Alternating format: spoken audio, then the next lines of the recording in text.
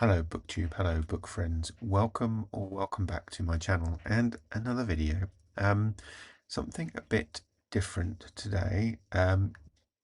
This is going to go out on a Tuesday. Normally I do a tag video on a Tuesday, but the way I do my videos is very much to record them in advance.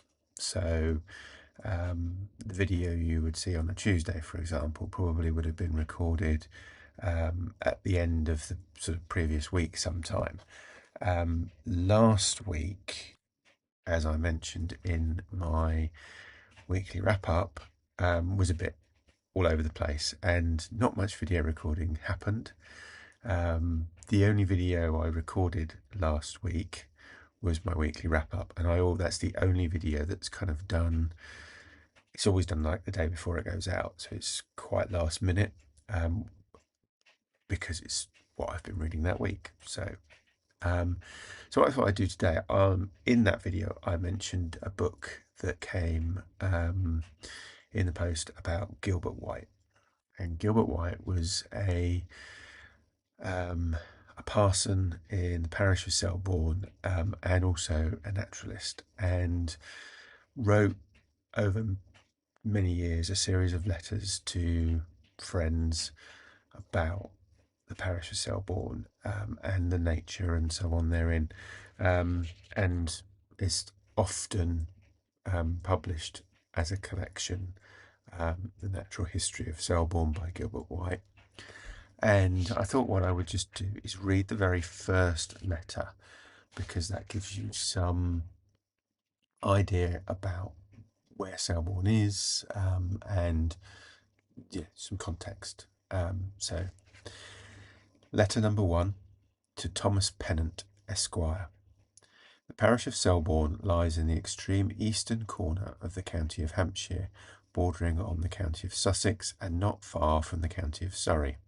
It is about 50 miles southwest of London in latitude 51 and near midway between the towns of Alton and Petersfield.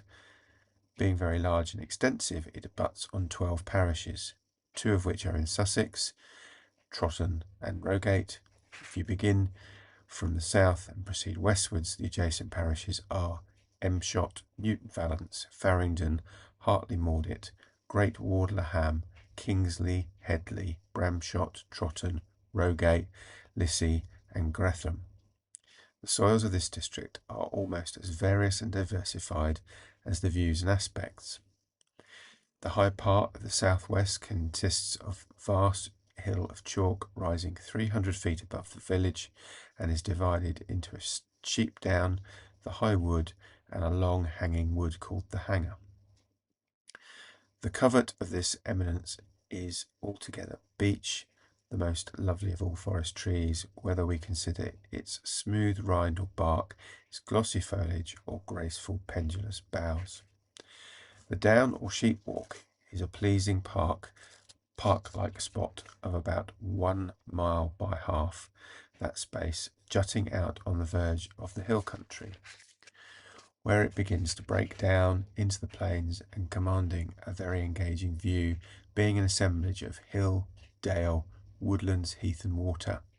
The prospect is bounded to the southwest and east by the vast range of mountains called the Sussex Downs, by Guilddown near Guildford, and by the downs around Dorking and Reigate in Surrey to the northeast, which altogether, with country beyond Alton and Farnham, form a noble and extensive outline. At the foot of this hill, 1 stage or step from the uplands, lies the village, which consists of 1 single straggling street, 3/4 of a mile in length, in a sheltered vale, and running parallel with the Hanger.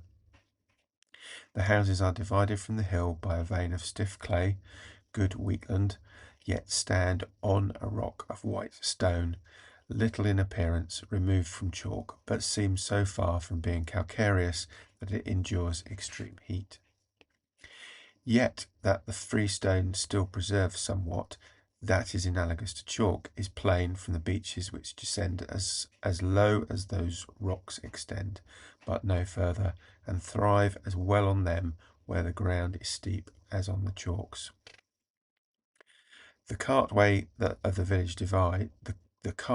the village divides in a remarkable manner. Two very incongruous soils. To the southwest, it is rank clay that requires the labour of years to render it mellow, while the gardens of the northeast and small enclosures behind consist of a warm, forward crumbling mould called black malm, which seems highly saturated with vegetable and animal manure, and these may perhaps have been the original site of the town, while the wood and coverts might extend down to the opposite bank. At each end of the village, which runs from southeast to northwest, arises a small rivulet that at the northwest end frequently fails, but the other is a fine perennial spring, little influenced by drought or wet seasons, called Wellhead. This breaks out some of the high grounds joining to Nor Hill, a notable chalk promontory, remarkable for sending forth two streams into different seas. The one to the south becomes a branch of the Arun, running to Arundel and so falling into the British Channel, and the other to the north. The Selborne stream makes one branch of the Wey, and meeting the Blackdown stream at Headley and the Alton and Farnham stream at Tilford Bridge, swells into a considerable river navigable at Godalming, from whence it passes to Guildford, and so into the Thames at Weybridge, and thus at Nor into the German Ocean.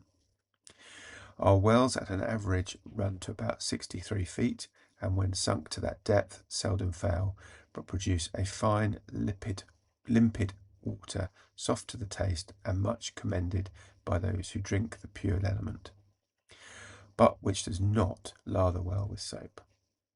To the northwest, north and east of the village is a range of fair enclosures consisting of what is called a white malm, a sort of rotten or rubble stone, which when turned up to the frost and rain moulders to pieces and becomes manure to itself. Still on the northeast and a step lower is a kind of white land, neither chalk nor clay, neither fit for pasture nor for the plough, yet kindly for hops, which root deep into the freestone, and have their poles and wood for charcoal growing just at hand. This white soil produces the brightest hops. At the parish still inclines down towards warmer forest. At the junction of the clays and the sand, soil becomes a wet sandy loam, remarkable for timber and infamous for roads. The oaks of Temple and Blackmore stand high in the estimation of purveyors and have furnished much naval timber, while the trees of the freestone grow large, but are what workmen call shaky, and so brittle as often to fail perhaps to pieces in sawing. Beyond the sandy loam, the soil becomes an hungry lean sand, till it mingles with the forest and will produce little without the assistance of lime and turnips. So that was written in the kind of mid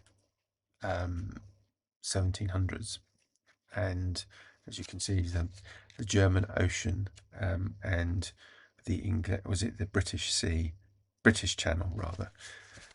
So there are some historical references that no longer appear in our vernacular. But hope you enjoyed that. Thank you for watching, and I'll speak to you again soon. Take care. Bye bye.